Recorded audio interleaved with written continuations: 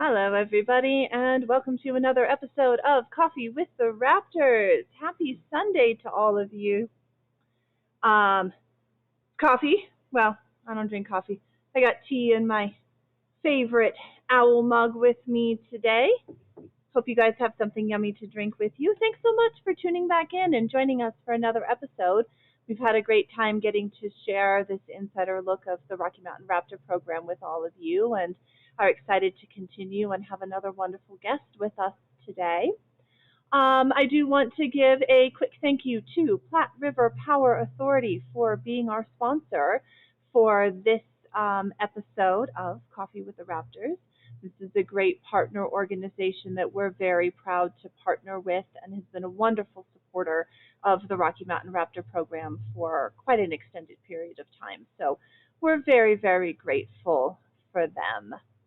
So let's check in and see what we've been up to this week. Well, let's see. In our education department, we do actually have some stuff coming up. Usually January can be quiet, but this year we've got a few fun things. Yesterday afternoon, we worked with the City of Fort Collins Natural Areas Department and went over and brought our eagles out to their Eagle Watch at Fossil Creek Reservoir. And we'll actually be back for another appearance at Fossil Creek on February 5th. That first Saturday in February at 3:30. So you're welcome to pop over if you're local. We'll have both of our golden eagles out on display, and the natural areas bring spotting scopes and set them up at the pier at Fossil Creek to go take a look at all the bald eagles that are out there for the winter. So that's a really fun way to get out and experience the winter raptors that we have in Colorado. We have a couple of programs coming up, just a few this month and just a few in February, but all of our spring program requests are rolling in for schools for Earth Month, as well as taking a look at the summer, seeing what kinds of appearances and events and places we're going to be able to get out to for the summer. So keep your eyes on our social media, on our calendar, at our website, and as soon as things get confirmed, we'll start populating them, and you'll get a chance to see where we're going to be and what we're going to be doing for the summer. So definitely looking forward to all of that. So our rehab team, feel free if you're watching us live to pop any questions, stories, things you'd like to hear about up into the chat. But our rehab team is also keeping themselves going. Again, kind of a quiet time of year for them. Not a ton of birds coming in the winter, and most of the patients in-house are more long-term care needs, and so tend to be with us for more extended periods of time. Let's pop over to the most recent report from our rehab department. No releases this past week. 6 raptors have been admitted since the last report, and that's, when was this? So this was January 12th. This report came out just a couple days ago. 6 new patients came in. A great horned owl with left eye and shoulder trauma, a great horned owl with general trauma to the head and the right leg, a red-tailed hawk that looks like it was hit by a car, a fractured shoulder, and another red-tailed hawk. Ooh, this one was a window strike. That does happen relatively often. Birds can't see glass, so big picture windows, super reflective, real easy for birds to hit those and get injured. That one unfortunately died in transport to us. We got a great horned owl that was in a chicken coop, so out looking for an easy meal from somebody's chickens. It ended up with, it has a non-visual eye and an old healed fracture up in the clavicle. So it's in our CC unit, our critical care unit, and another red-tailed hawk with, significant fractures a right wing, a left leg, a left clavicle, very severe fractures here, and non-repairable, so that bird was humanely euthanized. It looks like 5 of those 6 are still with us and progressing. So that gives us 28 patients in-house that we're currently caring for, and the bulk of them are great horns, red tail, great horns, red tails, and great horns. So, and then our overwintering Swainson's hawks that will leave us come next migration this fall. So red tails and great horns in the winter, that's kind of what we get. Speaking of red tails and great horns, let's check back in with our great horn patient that we started following in our last episode. This is great horn 21273. So this means he came to us in 2021 and was the 273rd bird that we admitted. He's got a lot of shoulder trauma. You can see that bandage that he's wearing there. But this is kind of an original picture. That bird is actually doing well, still under a guarded prognosis at this point. It takes a long time for these kinds of shoulder injuries to heal, and being near a joint, it has to heal up well for the bird to be able to be releasable. So making progress, but still kind of a guarded prognosis on this guy. He did get to move out into our rehabilitation enclosure, so a slightly larger space to start moving around and see what kind of function and use of that wing he's got. And he's able to move around that space, but isn't showing us any flight yet. But it does continue to eat well and process food well, so those are positives. But we really need to see what happens with that wing in the future. So we'll just continue to give whatever care this guy needs and monitor and assess. And in our next episode, we'll check back in and see how this guy is going. Now, I do want to remind all of you that the biggest thing that we're working on right now is our upcoming gala. And so this is going to be on February 26th. And pull up a little reminder here with our special guest that we'll introduce you to in just a moment. This is going to be a hybrid in-person and online gala, but this is a wonderful way to show your support and your love of the Raptors, the Rocky Mountain Raptor program, and what we do. So tickets are on sale now. You get early bird pricing in January, so your best prices are now. We have to limit the number of people that can attend in person to 300, still giving some safety considerations to COVID. So there are a limited number of tickets available. So if you want to come, you'll need to get your ticket sooner rather than later. If you're unable to get a ticket, you are not local, you wish to not be in a large group, we will also be hosting this virtually concurrently. So you can join us either way, in person or virtually, and we're very much looking forward to this event coming up. So lots of fun things keeping us all busy, but less busy than we are in the summer. Kind of our quiet time, catching our breath, getting ready for the busy season, which will start kicking up here in a couple of months. So still keeping us going. Now, all of this work, all the care of these wonderful patients, all of the ambassadors, all of the patients, all the work to make this gala happen relies on a large number of people, and some of the most valuable of those people are our volunteers. And without the support and the dedication of these amazing people, we wouldn't be able to do all the wonderful things that we're able to do, to be out in the public as often, to save as many lives. And so we're very excited this week to get a chance to talk with one of our volunteers. I'm going to welcome her into our studio. This is Louine. Hello. If any of you have spent any time with us watching videos, open houses, things like that, coming to any of our open houses, you might know Louine. She is one of our You are our oldest, our longest running, not oldest age, but like longest running volunteer, right? How Yes, many? probably oldest age too, but yes, I've How been many a years? volunteer for, I think it's 32 years, coming up on 33, Okay. a long time. Shoot. Hang on a second. I think we're having trouble with our mic. No? Yes? Uh-oh. I don't know. We might be. Hang on. I think you're picking me up, though.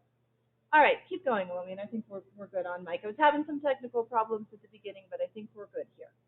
Okay, well, I've been here a So, long time, let's say that. all right. So, what was it that made you want to start volunteering? Do you remember? Yes, I'm a birder, and I could never identify hawks. And I thought, all I need to do is join this group, and I'll be able to identify hawks, no problem. Ha ha ha. Oh. I'm pretty good if they're standing still and they're up close, but when you usually see a hawk, you're in the car whizzing down the interstate, and I still can't. It's very hard to identify hawks. They're in flight, they're backlit, you only get to see them for a second. It's a challenge, no doubt. Have you ever gotten a chance to sit in on one of our birds of prey classes? Oh, yes, I've taken that class several times. Okay. Yeah, and they're good, and you do learn all the field marks and all of that kind of thing. It's just that brief glimpse of a hawk. It's the situation. It's the situation. Yeah. It's difficult. Yeah, definitely. So, well, you came in to learn about hawks. So, what would you say then has become your favorite raptor? Do you love the hawks? Oh, well, I love the hawks, but my favorite raptors are the owls, and my very favorite owls are the great horned owls. And that's like this one. That's why we brought him on today, because I know how much Willie loves the great horn. Well, and I love this one in particular, but yes, they are gorgeous. When they put those ear tufts down, they look just like an annoyed brown tabby cat, of which I have one, and I can tell you that's a fact. They look like annoyed brown tabby cats. They do. They really do. No, I hear you on that. So, do you want to tell us about this bird since you love him so much? Yes. He is one of our educational ambassadors. He came to us in 2012 from Casper, Wyoming, and he was catatonic. We didn't really think he was going to live. He had severe impact of his head. We surmise that he was probably hit by a car, because that's a real common injury with birds. They are focusing on food. When you toss out that McDonald's bag with the last two French fries in it, and it lands at the side of the road, and a little mouse comes along to get that French fry, and the owl sees it, and he focuses on that mouse and misses the fact that there's a car coming at him. So anyway, he suffered a severe head trauma. We think what happened was that he was able to fly up in a tree, and then his head, his brain swelled, and he let go, or was not able to hang on. And somebody saw him actually falling out of a tree. And of course, birds don't really fall out of trees unless there's something seriously wrong. So he came in very, very damaged. He had blood in his right eye. Amazingly enough, he survived. He is left with visual deficits in both eyes, so he cannot see well enough to hunt, unfortunately. We can't release him or he would starve. So we take good care of him here. He also has developed issues with his elbows, arthritis in his elbows, and what they call the bursal sacs get um, fluid in them, which limits then his range of motion. So that would be another reason why at this point he could not be released. But we love him to death, so we take care of him. Great horned owls are definitely very cool birds. This one's got a lot of good birdinality on it. It's really kind of fun. We actually care for two great horned owls on our ambassador team. And there's others like Swainson's hawks and red-tailed hawks that we have multiples of the same species, but each bird is their own individual. They have their own, not personality, but birdnalities. They have their own preferences of foods they like, places they like to sit, ways that they like to be worked with. And so that's one of the joys I get out of these ambassadors is we get to know them as each individual and really get to develop an understanding of who they are, what they like, what they don't like, how we can work safely, how we can support their confidence and help them feel comfortable and willing to come out and work with us and not feel like they're forced into frightening or uncomfortable situations. So now you mentioned ear tufts. What are ear tufts for people who might not be familiar with that? Tell us what those are. Well, if you look at him, you see what looks like ears on the top of his head. These things. Yes, but actually they're just feathers. His ears are actually a hole farther down on the side of his head. You don't see his ears; they're covered by feathers. Yeah. They don't have a flap like our ears do. But those tufts are kind of a signal for him. Right now, he's alert and interested, curious, calm. So his tufts are up. If he was a mama with babies, well, maybe the dads do too. I don't know. They can signal their babies without making the noise by pulling those tufts down. That shows them that there's something going on. Be quiet, kids. Uh, the tufts also are wonderful for camouflage. You know, he looks like a piece of bark. So if he's in a tree, those tufts just break up the outline of his head and help him blend even more. So it's hard to find owls. They are. It's hard to see them. They are. The best way to find them is if some birds have found them and they're mobbing the owl. So a bunch of birds just yakking at the owl, trying to get it to fly away. Yeah. Now this time of year is also great horned owl breeding season. So the breeding pairs are starting to get out and about and do their hooting to find a mate or reestablish a pair bond and to establish and or defend territory. So this time of year is a really great opportunity to go out and listen for great horned owls around dawn and dusk. I know I've got a pair in my neighborhood that are actually, they nest pretty close to my house. So I'm starting to hear them. If I get up early enough, I'll go outside and I'll hear the two of them hooting back and forth. So that's really cool this time of year in late winter is when these guys get going. So now I see you've got owls on your mug. Oh yeah. I brought my great horned owl mug since I knew we were talking about great horned owls today. So yeah. So aside from caring for the ambassadors, you do other things as a volunteer. What other roles have you done in all the years that you've been with us? Well, lots of different things. But when I first joined, way back, volunteers did everything. So I did a lot of rehabilitation back then. Some years later, when we had a larger group, we got to pick, did we want to do educational things or rehab things? And I much prefer the educational. I love doing programs.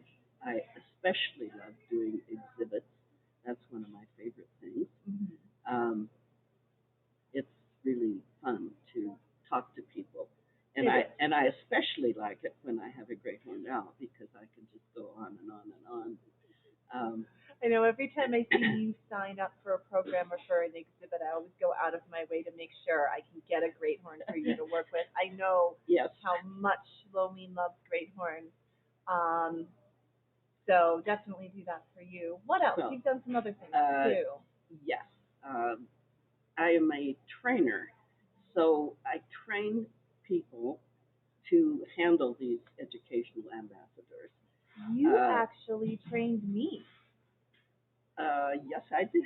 And I think I trained you Lisa. trained a number of our staff, Yes. didn't you? Yes. Well, it's been a long time. Yeah. I've been here longer than anybody else. Yes, and training is.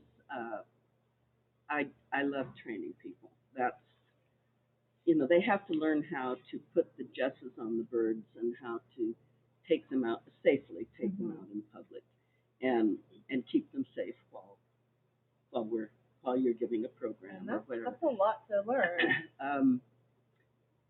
Yeah, and one thing I especially like is when somebody gets a big bird on their hand or a little bird for the first time, just watching how excited they are. And it's usually, can you take my picture, please? Take my picture with the bird on my hand? Yes, of course I will. But it's exciting to be able to be this close to these wild animals. And I emphasize wild animals. They don't become tame. They're not our pets. We can't play with them. But we can be around them safely, and it is magical. Okay, test your memory here. I just thought of this. I've never asked you this before. Do you remember the very first bird you ever got to put on your glove? Do you remember what it was? That's terrible. I really don't remember. But it's okay. But it was probably a great horned owl. I don't know. I was just curious. We've had so many ambassadors through our years. I do remember all of them, though. And I do have a little story about one great horned owl that I especially loved. I especially loved her because she was my favorite bird to train people on. Okay.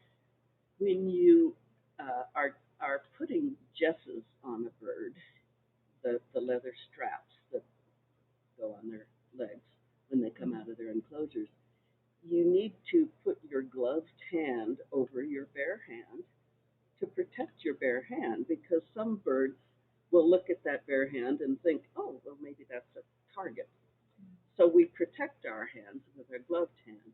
And I would tell people that when I was doing their first training session, and I'd say, no, this is important. You need to cover that bird's view of your bare hand. Safety, always important. Safety is important. So I would just the great horned and then take the jesses off, and then I would show them. And this bird was such a dear because she would always act very scary until you had the jesses on her, and then she was just like a marshmallow. But until then, you put your hand up there to put the jesses on, and she would lunge with her beak and make the most horrible honking noise. It was scary. And I'd have somebody new, learning to put the jesses on, and she would do that honk, and I would always bless her for it, because that made the impression. She was my favorite training bird because she knew how to train people to be safe. Yeah, that's fun. That's fun. Great horned owls certainly have very strong personalities on them. Yes, they do. I've known 3 or 4 in my time, and they've all been birds that have really helped me remember my safety and my training. Yes, absolutely. Fantastic. So, well, Loween, it's been a real joy having you on. Thanks so much for all your years, all the time that you've put into training and helping so many volunteers get up and going. Like I said, at least 4 of our staff members you trained to work with ambassadors. And I remember when I started as a volunteer, I got to pick which day of the week I wanted to come in and volunteer, and I specifically picked Thursdays because Loween ran our education crew on Thursdays and was the lead trainer on that day, and I got to come in and work with Loween, and so I specifically picked that because you've always been such a wonderful volunteer to work with. Thank so you. Thank you. I enjoyed that. So thanks for sharing your love of great horned owls. Let's My pleasure. check back in on him because, you know, we've got a guest, but let's face it, the owl is our star. 2 guests. And cheers to great horned Cheers. owls. So hopefully all of you get a chance to go out and look and listen for great horned owls in your neighborhood. Like I said, dawn and dusk. They'll be out there. If you hear the pair, they'll be in 2 different locations hooting back and forth. And generally you'll have one that's pitched higher and one that's pitched lower. And the one that's lower is going to be the male. So if you're hearing 2 different pitches back and forth, you've probably got a pair that are bonding or establishing territory. And the great horns will start laying their eggs any day now, and we'll start getting in baby great horned owls in March or April. Once those eggs have been incubated and hatched, they're always the first patients that really come into us and kind of kick off the rehab season, if you will. So pretty soon we'll start seeing them in. So, but we do have a lot of adults in-house right now, as well as red tails. And so we're going to jump over and introduce you to our Gold Star Raptor for this week. This is patient red-tailed hawk. You can see him here, 22-003. So this is the 3rd bird that was admitted in 2022. This is an adult red-tailed hawk that came in with a very badly fractured shoulder. See that bandage on there that we used to try to stabilize these fractures to allow them to heal.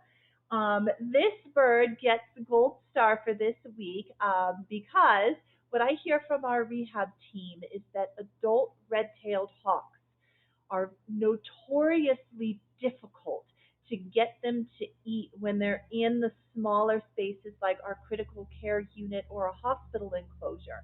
It can be a challenge sometimes to get them to eat because these adults are used to hunting and eating live food, whereas here they're getting offered already dead food. And so this is a big challenge, but not with this guy.